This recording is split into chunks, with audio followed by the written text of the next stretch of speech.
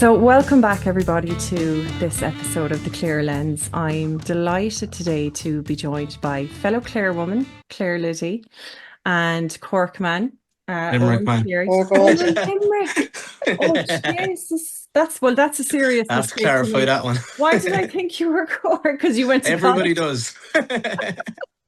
I'm down here Oh, about 16 years. Yeah. Everybody thinks I'm Cork. oh, because you've lived there for 16 Yeah. years. Oh God. Well, my profuse apologies. They didn't That's want him in Oh, Limerick, Audrey. I didn't want to.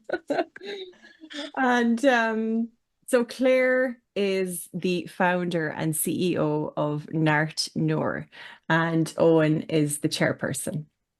And with Neart Núr, they're offering play therapy for Palestinians who have been evacuated through medical emergency Yeah. from Gaza to Jordan. And as Claire has described play therapy in these kind of scenarios to me, it's not a luxury by any means. It's a critical intervention and a way to help Palestinian children process trauma. A little bit about Claire's background. So for over a decade, her volunteer work has taken her from the refugee camps of Palestine and Lebanon to Kenya. She's witnessed not just trauma and loss, but the irrepressible spark of resilience in every child she has met. Her first trip to Palestine was back in 2019. In 2024, she completed her first psychosocial play therapy project in the Amari camp in the West Bank. Claire was also in Lebanon during the war in 2024 for 2 months, providing critical support to children during mass casualty incidents. When a so-called ceasefire was announced, she extended the work into the decades-old refugee camps, all Palestinian camps that originated after the first Nakba. And last November, Claire raised enough money to go back to the West Bank. She wanted to reach displaced children in cities across northern and southern West Bank, the northern and southern West Bank, to provide things like winter jackets to children who were forced from their homes. Claire was denied entry at the Israeli-controlled border and was interrogated for 6 hours. After being denied entry, though, Claire, in your usual style, you refused to give up. You reached out to contacts you had made in Jordan and discovered that hundreds of Gazan families, mainly medically evacuated children, and their caregivers were there in Amman. So you, with the support of your comrades on the ground in the West Bank, you ran an initial project from Jordan. And maybe that's a good point, Claire, for you to chime in and tell us about that. You mentioned that your work in Jordan wouldn't have been possible without Ali Alatar, who is an Al Jazeera photojournalist. So maybe from his help to getting the first project up and running in Jordan, having been denied entry to the West Bank. Yeah, so like that, I was in the taxi on the way back from the border, and I was like, you know what now? Like, especially just because of the way they treated me. Yeah, I won't even get into it. They're just bullies, but you need to stand up to them because they'll just go running out and back in again and try and think they have you. So I had thankfully contacts in Jordan just from going through Jordan, when we were going to Palestine or Lebanon, and I Yeah. reached out to them and they put me in contact with Ali. And Ali, like a year before I met him, he couldn't even walk or talk. He had been evacuated. Obviously, they had targeted him like they target all journalists. Yeah. And just to see him, he was actually one of the days I met him, he was having English classes. So not only did he like regain his speech, he was learning a new language. Um, so he had great contacts in obviously in the Gazan community. So there was three main emergency centres that we would have been working out of. I suppose the bigger one was the one where the children who were being treated for cancer, along with other injuries, they were based. So you're talking about, I think there was about 170 families in that hotel. So I think it was about 600 Gazans. They were kind of coming and going, so you could never get a good Yeah. figure. But I know we Yeah. brought over 520 of them to the amusement park, but there was still obviously the sicker children and families who couldn't go. Yeah. Um, To an so amusement park for a day of relief, basically. 2 days, yeah, over two Yeah. half days. Mm. And I mean, to do something like that here in Ireland alone, the insurance would be sky high. We were in November, we were able to take, like, I think it was 520 in November from their hotel with buses to the amusement park. We booked the park for 4 hours because obviously with all the children, I didn't know all the faces, the volunteers didn't. We needed to make sure the children were protected, Yeah, as you would. it's a huge So we had it for logistical 4 hours. undertaking. Yeah. Yeah, and then they all had a meal. That cost just under €2,000. Now in March it had gone up again. I think the girl who gave us the tea and might have been moved on from her job. She was obviously, she was Right. Being like Palestinian sympathetic to Jordan. the But cause. even Yeah. in March it only cost 3,000. So to do Hmm. that in Ireland, the insurance would probably cost 3,000 alone. So in terms of the money, that like a small bit goes an awful long way out there, and you can have such an impact. And it's Hmm. just to see those children. I mean, when you first meet them, you would not think they have been through what they've been through. They're so affectionate and so loving and so respectful. I mean, I'm bad to Ireland, but I would be very wary of bringing 10 children to amusement park on my own here in Ireland, not to talk about like, and there was not one incident. They just wanted to play. They just wanted to be free. They just, and a lot of the younger children, I suppose, were just kind of looking, they'd never been. They were just looking in awe, and just to see Yeah. that and just the pure innocence. Hmm. And, to do that, it didn't take a lot of planning. Obviously, we had great volunteers and we had great people on the ground with the leaders in the hotels. They were brilliant. And I suppose from the word go, we met Ali. We said, look, we're not with any organisation. It's just us. And at that stage, I obviously had committed to the project in the West Bank and people had donated to that. So I was kind of just thinking, you know what? I have to do something here. And I have the luxury of going home. I have a few jobs that I work and I had my credit card on me. And I said, look, if the money doesn't come in, it doesn't come in, but we have to do something here. So the first day we went, I just said, I was very honest and upfront with them. And I think they respect that, because I think a lot of, NGOs, or even you'll see like the royal family and that are coming in doing photo shoots with the Gazans, and they're not, Mm. they say they deliver and they do nothing. So I suppose in that sense, the fact that they did trust us enough that at the start, they would have introduced us to the children who were terminal or in palliative care. And then we were able to then raise money to buy comfort items, just so they would have something in their final days, weeks, or months, especially a connection to Gaza, because you have to remember a lot of these children have either lost their parents or their parents are not allowed to leave with them. So what they will do is purposely, they will either send a very old relative, like a grandparent or an older uncle or aunt, or a sibling that might have just turned 18. So obviously this is another way to psychologically torture them. So you have Mm. these relatives then taking on that care role of a sick child, traumatized child. And so as well, we saw that, and I said, we're bringing everyone to the amusement park. And I think the adults were like, you're paying for us. You need it just as much as the children, because the Yeah. adults will take on the trauma. And I suppose then just to see the adults drive the bumper cars, and the elders, as I call them, just having that bit of fun. And it was like some very special moments now, I have to say. Yeah, that's incredible. And the connection between yourself and Owen, Owen, your own background, you're chairperson of Neart Núr, and you knew Claire from a previous life in Palestine, where you did comms and marketing. And so you've kind of been on this journey with Claire up to here, and you're now studying. Is that right?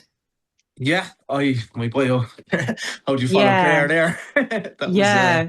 um yeah, I suppose myself and Claire kind of cross paths throughout work in Palestine. Mm. I think for me anyway, yeah, how do you follow that? Like, what are the work, some I of the suppose works and what stuff. deepened, Yeah, from your initial volunteering in Palestine, you offered, I suppose, the skills that you had according to yeah, your background to its comms and marketing. But now I suppose you're developing your study to go into another field, isn't that right? So what is the yeah. course that you're studying now? So can I just go back to the original Yeah. one for a sec? Yeah, sorry. Yeah.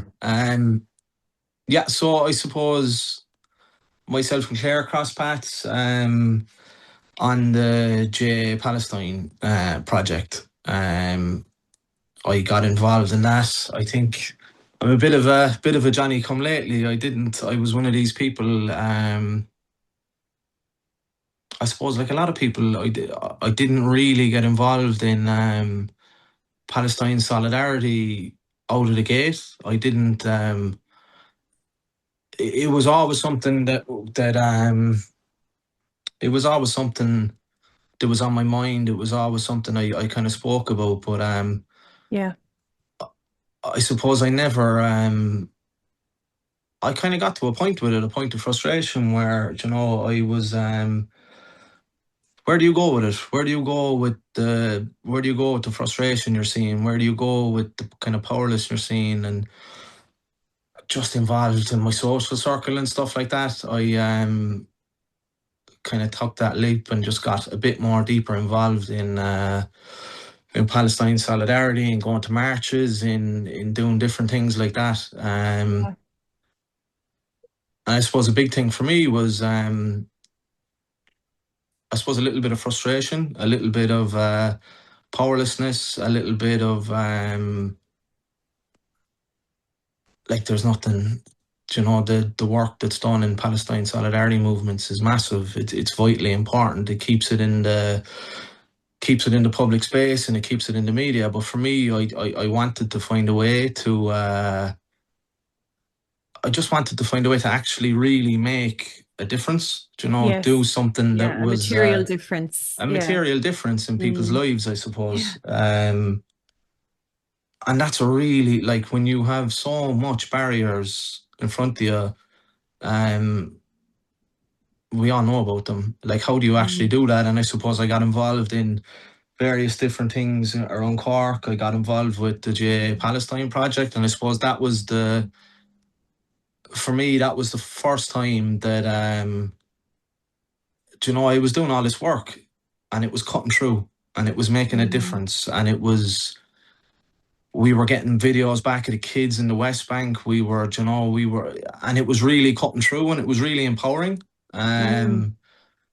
So for me, that's kind of what sparked it. It was a way to really make a direct impact in the lives of people that are experiencing so much suffering.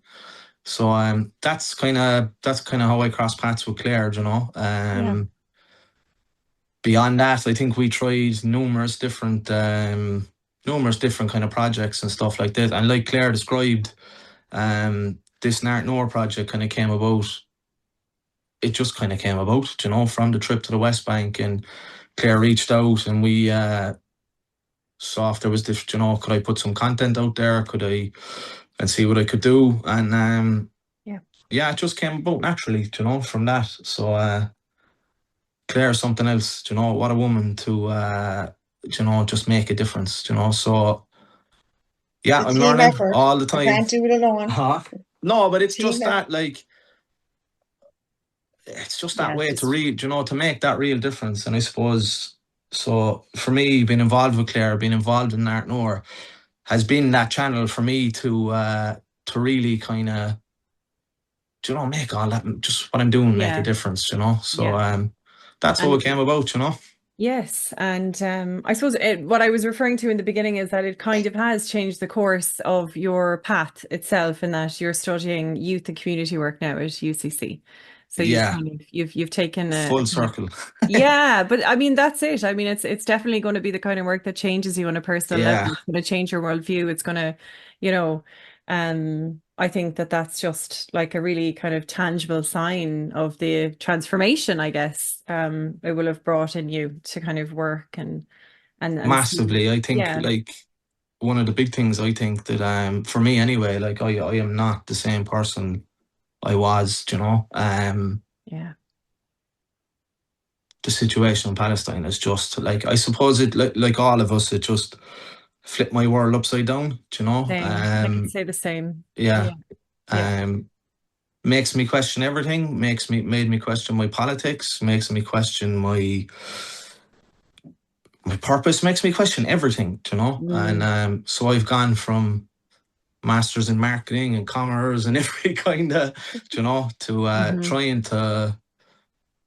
trying to just flip it over again and see, is there a way that I can, do you know, can I take this? Can I expand this? Can I, do you know, can I don't know, I may never make a career out of it, but can I make that impact? So that's what's kind of led me back to that kind of youth and community work and stuff like that.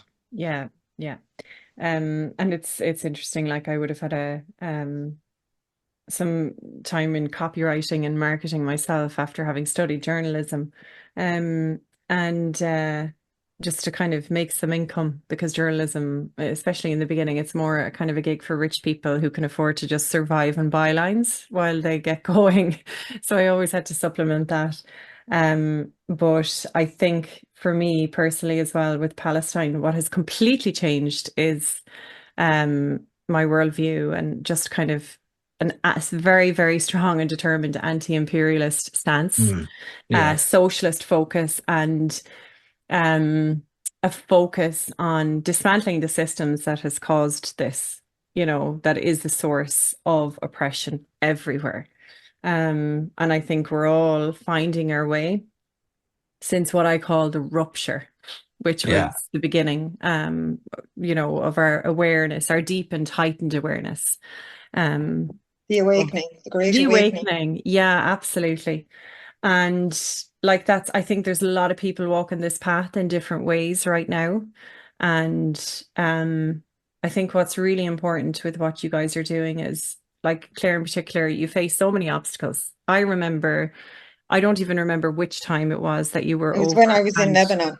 In Lebanon, and I was trying to donate to via your donation link on Instagram, and it kept getting blocked repeatedly. And then for a finish, I was even getting text messages from my bank. Yeah, they froze some of my friends' cards. Yeah, abroad. It's crazy, and that has never happened to me. And it, of course, I thought, okay, they're going to block my access to my bank account here. So there's kind of been a pattern of that. You've been outright refused into the West Bank. Your social media accounts have been either restricted or banned. Permanently banned. Permanently my name is flagged, not my account. My name. Yeah, and that's on TikTok, is it? Yeah, so that happened actually. I wasn't on TikTok because obviously social media, I was just using it for awareness. And I suppose I noticed I think it was May 2024 on LinkedIn. I was starting to get a bit of traction because, I was like, okay, on Instagram, but LinkedIn, there's professionals here, they might have power, they can do something. So I started creating posts and putting up posts. I started getting a lot of traction, getting a lot of messages, started getting a lot of views. And next thing I know it was May because I was going to Liverpool that weekend. It was the last game of the season, and I never spotted the email. I had put up a fundraiser for when I was going to the West Bank for the project in the camp, the Amari camp, and I didn't see the email until I came back. And they had taken down my fundraiser for promoting violence. It was for a play therapy, nonsense reasons. So then somehow violated, Yeah, so then that's when I started it, and then obviously then it just went up and up, and then I was told that my reel was anti-Israeli. That came from Israel, from someone high up in Israel. They contacted the US State Department to contact the NGO lawyers for it to be removed. So I suppose from then on, I was on a list. I got stopped when I was in the UK by the police. They knew I was in an Uber. Instagram, even when we were in Lebanon, and I showed it to Eoin on Neart Núr actually the other night, I could see as the followers were dropping as I went into Neart Núr. Like, I don't care about my own social media, but obviously it's having an impact on Neart Núr. But it just makes me more determined. And like I always say, the Palestinians have taught me anything, it's you keep going. Like, they will just keep putting as much, like making it as difficult as possible. This is what they want. They want to break people. They want people to stop doing what they're doing. But thankfully, now, obviously, I'm not going to lie, it's been very frustrating and stressful. But it's like, no, you're not going to stop me. Like TikTok, I lasted 3 months on TikTok, and I was just posting, obviously, stuff from my project. I was in Lebanon. Like LinkedIn, Instagram, Facebook. But like when we set up Neart Núr, I obviously tried to do it as smartly as I thought, but obviously the algorithm, they know. But it's crazy that we live in a world where someone who's like a humanitarian or a volunteer has been treated as a terrorist, and that's how they treat you at the border. Like I've had 3 interrogations, and they considered me a threat. They told me, Yeah. and like the last interrogation, I had intelligence officers and soldiers thinking they were going to intimidate me, but like they don't anymore. Obviously, it'd be a different situation if I was taken away. But when I was being interrogated, I was just like, please don't be able to get into my Facebook or Instagram, because I changed my name, because then I knew I was gone. Like they said, if we find out anything, if we find out you're lying, you're gone. You know, so it's like you're trying So to you were show. afraid for them just to see your content, Claire, I suppose, which Yeah. would express your political views, which would, you know, Well, you're I very don't even call clearly, it yeah, political. It's called being a human. It's being like, if anyone asks me what's my politics, I'm human. I'm human. I'm humanist. yeah. Like I'm for But you're human not beings. shy in condemning the Zionist regime. You're not shy about that, no more than Yeah. I am or other Or the people. US or the Yeah, British, you know, yeah, they're all one and the same. yeah, They, you know, they pretend they're the good guys and people have fallen for it. And the yeah. Irish have very short memories when you look at what was done to us for 800 years, and now you have people standing against Palestinians with the British flag. It's I disgusting. know, Go and it's learn your history. bizarre. It's bizarre how detached we Yeah, are. Not we, but other people, I guess, who don't get it from the memory of yeah. colonialism here in Ireland, the violence of it. And still Um, going on. Like we yeah, still six have six. counties still Yeah, fighting. And like I'm now never been clearer that we were never actually given independence because, as no, James Connolly said, No. we are still ruled through the yeah. capitalists. Through the Oh, capitalists. 100%. Yeah, Yeah, and hoisting a green flag over Dublin Castle doesn't change that. And I think that's really what we're all learning.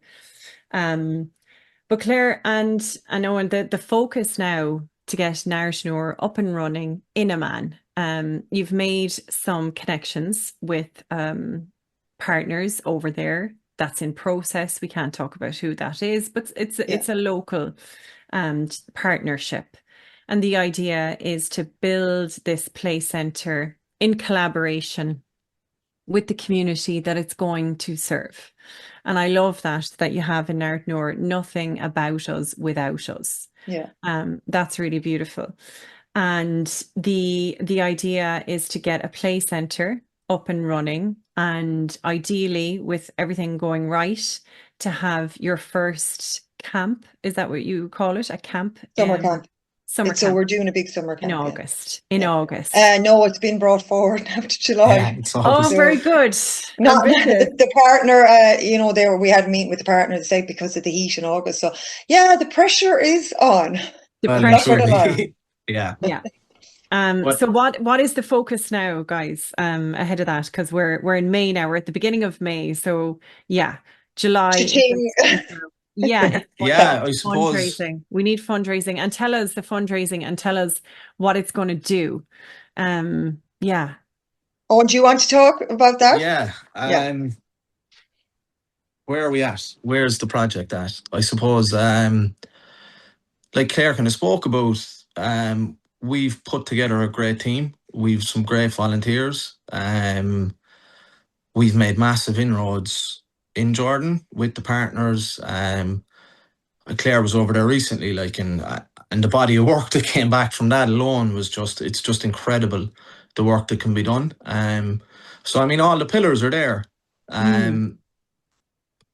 But like we previously just spoke about, it's the fundraising, it's the awareness, it's the social media, it's getting the message out there to people.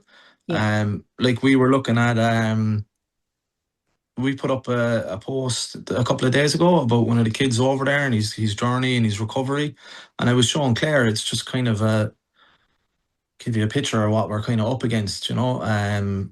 There was something like 3,000 views on the post or something. I went into the analysis of it, Mm-hmm. and you can see like 49% is from people's stories. The other 49% are from people's repost, and 1% of the views came Okay. from our page.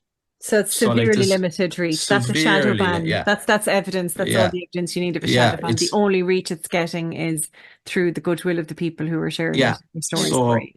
Yeah. we've always kind of look. I kind of have maybe I'm a bit of a dreamer, or but like, I think when we're dealing with a shadow ban like that, that's just an obstacle that it seems unsurmountable. But we we've always tried to, I suppose, like I spoke about previously, like I'd love to make this a vehicle for anybody else that's on the fringes, for anybody else that's wants to, join something and make an impact. So it's always been about building it up kind of organically, building it up through events, building it up through building a volunteer space, so really for us it's about getting events going, getting the message out there. And unfortunately we kind of have to do that the real nitty gritty way, and get out there in Yeah. front of people. And we're also looking for volunteers as well to help. Yeah. Yes. So we're always. And in terms of a fundraising goal, do you have an amount? Yeah, so for, like I just said, because obviously I'll be going out to run the project there, because obviously it's vulnerable children, like child protection, like it's like my baby, so I would have to be on the ground just to make sure, because when we were out there last November, we had a Zionist try and infiltrate. This is like over a 2-week period, so obviously I will be going out there. So we just kind of said, look, in terms of, because it's this first 6 months, we have to make sure that we have the right processes and procedures in place in terms of startup, like with the proper software set up, so the data is protected, And Claire, when you say a Zionist try to infiltrate, in what way? As a volunteer. As a volunteer, okay. Yeah. Right. So okay. your radar has to be up. You have to be just, yeah. And you think with the aim of kind of surveilling what you were doing, ultimately with the goal of sabotaging it, is that? Yeah, I don't know what the goal was. They kept messaging me, asking me all these questions. And then I spoke to the other volunteers. I said, do you get a bad vibe? And they were like, yeah. And they kept messaging me, trying to get information out of me, even stuff that I was doing with another NGO. And then when I came back, they kept messaging me, what are you doing? Who are you setting up with? I was like, well, you're just like a volunteer. Interrogation type questions. Oh, yeah. I was like, would you try and act even like you're not? And they were from the US. So, and unfortunately, now we did meet like lots of people from the US who were brilliant, and they're actually bringing over a group in November, a young group of lads who liked that, what they saw, and they finished college and they're going around the Middle East visiting the countries, and he's putting up brilliant content, and he's showing this is the Middle East, this is not what you see in the news. And so they were brilliant volunteers as well. But just obviously I always trust my gut, and then when I said it to the other volunteers, they were like, yes. And it was just, I'm not going to get into it, but yeah. So obviously so you're wary of things like that, and that's the kind of environment you're kind of having to have your guard up. Yeah. You're having to, I suppose, work under a bit of hostility, because like that, you've been denied entry at certain points. You probably know to an extent what you're doing is being watched. But you also have a very supportive network inside of the man. And most importantly, you have the connections with the families that are there who you can support and impact. And with that, Claire, you were saying earlier that there's a few places where you're going to target before it gets to the point where you can set up your own play centre. You're going to be looking to some Irish charities to donate some of their time and expertise for that. Am I right? To help build? Well, no. So what we're doing is with the summer camp, and we're finishing off the website now. That's been updated at the moment. Niamh is doing a great job. So we have like a summer camp, a call out for volunteers. Now we have volunteers already interested. And so obviously that means I'm in the background as well, designing like special online training for the volunteers that come out. It's around the decolonized approach, because we don't, you have volunteers who have degrees in psychology in a like park it. Okay, like what, because it's from a Western perspective, it does not take into account. And, when you meet the kids, it's not one size fits all, and it's not, so you like, we're not going to be going out there as experts either. It's like a play therapy approach. And, obviously then we'll be linking in with people on the ground if these referrals have to be made. So we're looking for volunteers now. We have some already. And then we're looking for an Irish construction charity, which I would have done before, because the partner has offered us a space, and it's underneath accommodation where the families are staying, and it's like a garage. So we want to renovate that space with with the children. So you'd obviously have to probably put in a toilet, air conditioning, 100%. So we're looking for someone to see if they'll come out and do that as well. And so that will be our hope. That will be our oasis, we'll say, for the weekly play therapy sessions. In terms of the summer camp, we'll be going to stadiums, like we'll be renting out stadiums and parks, and it'll be kind of more a bigger thing.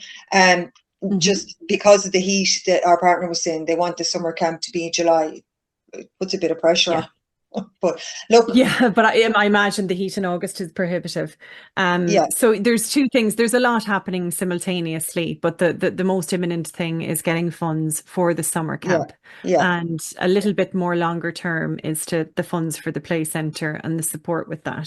So we're looking for, like we said, kind of 50,000 would bring us for the 6 months, but that's also including the setup costs that we'll be, having, obviously getting in software and, like having make sure we have the proper GDPR, because we will obviously have sensitive material. So we want to make sure that anything we have, and for a startup, we're going to have to spend that bit of extra money to make sure that we're protected, because I know what we're facing. Unfortunately, this is the reality of the situation, that we could be potentially targeted. So we're going to have to spend a bit to make sure we're safe and protected, and they are as well.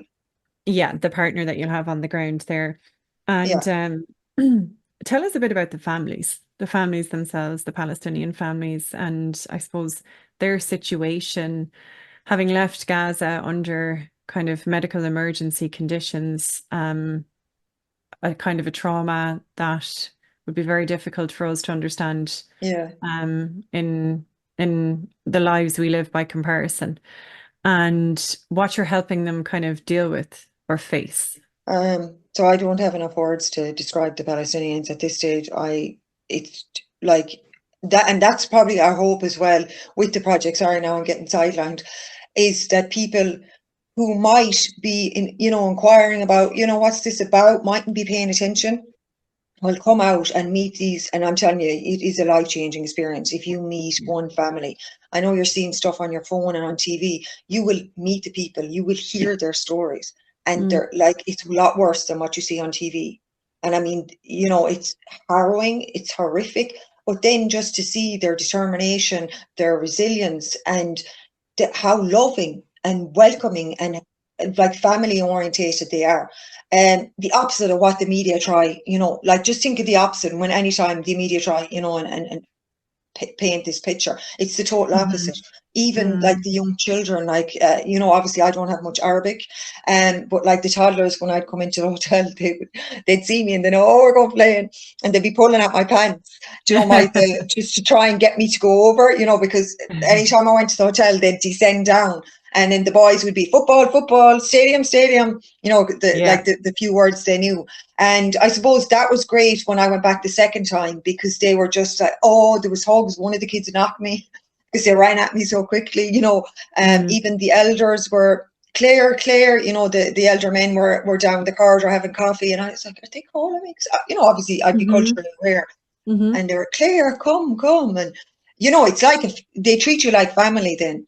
And, they're, like, I suppose, obviously we saw like a lot of harrowing stories, like the father, who I met in the hospital, and he just showed me, he watched his own children die, on the phone. And like, even though I couldn't understand him, you could feel the pain. And his children, then they were in a suite in the private hospital where they'd been evacuated to, and there was 4 children. A little baby who had like a massive brain injury, was screaming in pain, and then he had his son who had picked up hepatitis. So you've got so many injuries, so many diseases, preventable diseases. And then he had, like, there was another son asleep, and then he told me they wouldn't let his wife leave, that they put her to Egypt. So they're splitting up families as well between Jordan and Egypt. So he was there on his own with a young family. He had lost 3 of his kids. They were walking, they were told they had to be evacuated to a safe space, safe zone. and they were bombed as they were walking on the phone. And he showed the video. It was horrific. But like every single family has a story like this or worse. And then obviously you meet the children and they're battling, whether it's cancer or other diseases or blast injuries or trauma, but also they might have lost parents or siblings or both, or the parents might be in Gaza and they're separated, and they could be separated for a year or two depending on the treatment they have to get. Like we met a group of children because I had met them in November, and I was surprised to see them in this smaller accommodation. They had cochlear ear implants, and this was a smaller accommodation. And I spoke to the leader. I said, "Oh, I thought they would, because it's kind of like a conveyor belt in Jordan.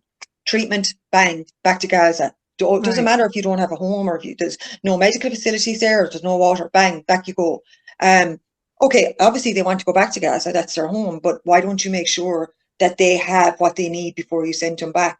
But these children were sent from the border twice because I don't want to be careful now how I describe them, the Israelis, cochlear implants now are weapons of mass destruction, seemingly.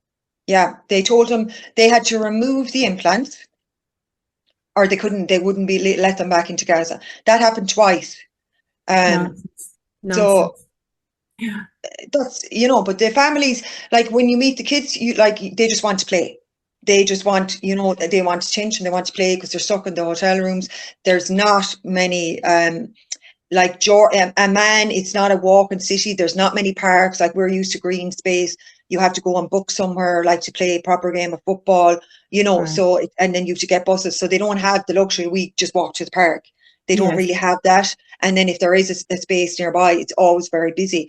So I suppose like just to get out of the hotel, just to see people, just to even like have like a game, or just like every time I'd come, I'd always have a few sweets, and they'd be down, and and they'd be chatting, and they'd be asking for some of the volunteers that were there the last time. And like even volunteers, like I barely have any Arabic, but you don't have to have Arabic. You just have to have empathy. They just need to know you're genuine and that you're there for them, and you're not there like to take pictures like with them and post on social media and go back. So like, and they're very intuitive. They are, but like it doesn't, when everyone goes, "Oh, you're great," it doesn't feel like work, because they make it just like you just want to be around them. They're so infectious. You just like, it's just like, give me more. And like, I know that sounds so selfish. I'm like, I'm getting more from them than what we're providing for them. And I mean, there's so many. And I suppose that's why we have to be careful. Like we would always go in and go, look, we like obviously can't provide comfort items for all the kids. That's why we would bring them for the activities. But obviously the children who are terminal or in palliative care, we would try and make them comfortable. And then when I went back in March, I was looking for some of the kids, and they had like passed away. And that, that really brings it home that like they were evacuated for treatment, little babies, and like I went into one of the hotel rooms at one stage, and there was a little baby on the ground with an oxygen tank in the hotel room, not even like a mat or anything. They hadn't given him anything. So, I was kind of shocked, and he was terminal. So we just spoke to the mother going, what do you need for this baby, just to make his last few weeks or months as comfortable as possible. So that's what we did, like we're not performing miracles or anything. But like when we went back, I met the mother and I spoke to her, and she had good English, and she said, thank you, for just showing that bit of humanity. And like I didn't know what to say to the mother. What, like, she's just lost her baby, but they still are, saying thank you. Like if that, it's cruel that they're not given the dignity that these times require, that are essential for these kind of times. And to kind of see situations where that has just been removed from people, it's shocking. They're right to those basic dignities, rights. Especially a child. Like, can you imagine here, like, God forbid, if you knew a child that was, was terminal, that, everyone would rally around that child, would be Yeah. like given the best couple of months. But these children, like, they're just a number. They're just a statistic. That's all they are to these For the people, and system. who are signing off on all these things. Like, you know, it's like, how cruel can you be? How cruel, you know? And it's sickening. Like, we even had to buy the baby a stroller. Baby didn't even have a stroller, you know, just so she could take the baby out into the air, you know, the last few months, you know. And yeah, it's like, and the last time I was there as well, there was a lot of little babies with brain cancer, like a lot. And I'm like, This is the impact of yeah, their the mothers being trauma in the pregnant womb, during a and genocide, yeah. and being born into Oh genocide. yeah, we haven't even scratched the surface. You're talking about millions in psychological trauma to Hmm. children, not alone the children that have been massacred or severely injured, or the amount of amputations as well. Um, you know, Yeah. it's One thing, Claire, I'm curious about. I was recently talking about this when I met Iman Mohammed, a Gazan journalist. One thing I never forgot that she said to me was um, that she doesn't want the rest of the world, Irish people she was talking about, to free Palestine because Palestinians are well able free to do that themselves. themselves. Yeah, Yeah. yeah, Um, but that she wanted us to free ourselves. So we yeah, stop supporting the systems Mm. that bring this yeah. on the rest of the world and to kind of open our eyes. And do you hear or have you heard anything kind of similar from the families or from the people that you have met and worked with? They must think, you know, about the rest of the world like, I don't know, it hasn't stopped. There has been no real let up. Um, No. Well, I Israel has. suppose, you know, we're in the environment we're in, you know, because the children are sick and the families, you know, Mhm. like, they're kind of focused on that. I suppose one thing, the boycott, they wouldn't be too aware of the boycott, because I was with Mm, actually Ali and his sister, and I had a couple of days left, and I'd ran out of toothpaste, and I was like, oh, can we go to the pharmacy? And then I called the pharmacist. I said, have you any other brands? Because I could see they were all brands I was boycotting. And they were kind of questioning me. And I said, oh, these, you know, the main brands I'm boycotting. And they mhm. were, you know, and I showed them the app, and they were like, wow. Now, they obviously know the big ones, but in Yeah. terms of, they didn't know there was this app that we're trying to obviously, Even beyond not the just, BDS, even beyond the official, well, I suppose the Israeli barcodes, everything. yeah, Mm. everything. And they Yeah. were, wow.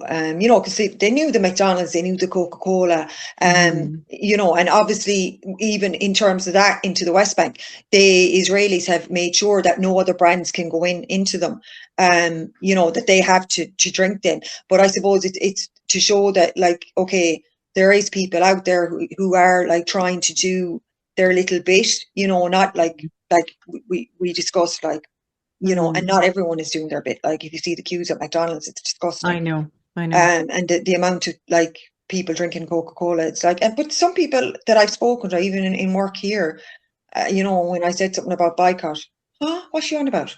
And you just feel Mm. like going, but Yeah. like, and it's, I suppose, it's that awareness, because that's where the Zionist money comes in, the media, because you can't break through that barrier with people. So This is the crux of it, Claire. And this is what you and Owen are facing with Neart Núr. You're seeing that suppression. You've experienced it multiple times throughout the past few years. The shadow ban is, there isn't anything clever in all your marketing wizardry, Owen, No, that you've learned to get past that. It's really, really tough. But you will prevail, you know, yeah, yes, because despite that, like there is a really strong movement in Ireland. It's not made up of, I suppose, the active part of that movement isn't made up of the majority. Support is in the majority, but the yeah, active movement in Ireland um is behind you, is really, really, really firmly behind you and the work that you're doing. So you need to tell us now how people are going to fundraise, how people listening are going to fundraise. They're going to your website. They're going where? Tell us the practicals. um well, Owen, do you want to take this? Because I feel yeah. like I'm doing a lot of talking. Yeah. Um, yeah, how do people donate? there's a few different strands to it. We have our iDonate set up, Yeah. so people can just donate directly to that. And they can access that I donate link sometimes Yeah. through social media or Through like that. social media, through our website. Your website is neartnur.org. Neart. Yeah. And we'll have a cause on iDonate. We're just waiting for our final bank details, so we'll have a cause, like, you know, like an official cause, so people can then do fundraisers for that cause. Brilliant. They can set up their own page on behalf and raise funds. I suppose the other ask that we'd have as well is if anybody wants to fundraise, if anybody wants to set up an event, whether it be a coffee morning or a bake sale or anything, you know, just to keep us in mind as a cause. I suppose we can get so much done with every euro. It just goes so far in Jordan. And I think the big thing is, look, this is grassroots, this is authentic, this is every euro that we get is going to make an impact. There's no middlemen, there's nothing like that. We have a control over it. And I suppose for me anyway, I suppose that's the really special part about the Neart Núr project is just we have that channel that we can operate, we can make a difference. We don't have to, as much as we have to be conscious of it, we can make a real difference with the group that we have in Jordan, you know, and it's within our control.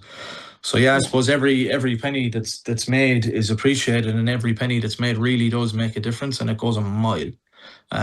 So if anybody has any events, anything that they want to run or anything like that, just to get in touch with us, we'll provide any support we can, you know. And that'll be great when they can even do it via iDonate, Claire. Set up we should have the bank account. Like, we have the iDonate, but it's a crowdfunder.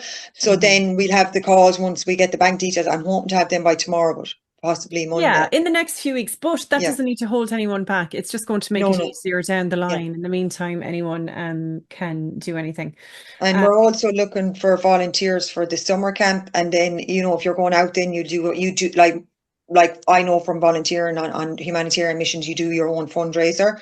You know, so we have, I think, 5 volunteers now confirmed for the summer camp, which is great because it was only really confirmed 100% last week. And we're looking for volunteers to help with social media or marketing or anything really. Everything and anything. Everything and anything. Get stuck in. Help me pack my bags. And look, like, I suppose the other call as well is if there's anybody out there that wants to get involved, wants to make a difference, what I would say to anybody is don't underestimate yourself. You probably have a skill set that you don't even know you can make a difference with. So get in touch, get involved. You know, we need all the help we can get. Brilliant. You know. And also, sorry, Audrey, I don't know if we said the summer camp as well is not just for the children; it's for the adults, because we spoke with the adults. So we, you know, like obviously we're taking direction from them. A lot of them want to learn English. We do fitness classes. I know that sounds bizarre, but like the families from Gaza would have lived off the land and would have had healthy diets, and then they were starved, and now they're in hotels with very limited space. You know, there's, you know, and obviously different food. So, you know, they're conscious like every other person in the world. Yeah, and so they want fitness classes, computer classes. So volunteers who like I've had a few teachers now interested in coming out. So it's obviously just about, you know, giving them a summer, a break, so the caregivers have a break with the children doing the activities, and then obviously we focus on them as well, because they all have hopes and dreams for the future, and they're just being left in limbo now while they're in Jordan. So if we can just do, even if it's only something small, just to help facilitate anything, you know, to even a little stepping stone. Yeah, it's really important, really, really, really important for them. I think it'd be nice just to finish something that I read, Claire, about this, about what Neart Núr does. Neart Núr is not just offering therapy. We're reclaiming the sacred space of childhood, one play session at a time. Play therapy is not a luxury. It's a critical intervention that helps children process trauma, build resilience, and reclaim their right to a childhood defined by safety, expression, and growth. I think so. that captures it nicely. I think that's Yeah. You know, lovely. well, Yeah, Sinna will. Guys, thanks so much. And I just hope that everyone here listening follows along your social media, give it the support that you can, whether that's sharing, reposting, commenting, just doing what you can to increase visibility while you guys are under an active shadow ban. Yeah. And yeah, stay abreast of, I guess, all of your fundraising efforts as the project gets off the ground between now and the first summer camp in July. Yeah. Yeah. No pressure. No pressure. Oh, sure, no better woman. You'll I get have a it. good team. I have a good team. No, it's brilliant. And thanks so much, guys, for Thanks for having us, Audrey. coming and thanks, all. absolute best Yeah. of luck.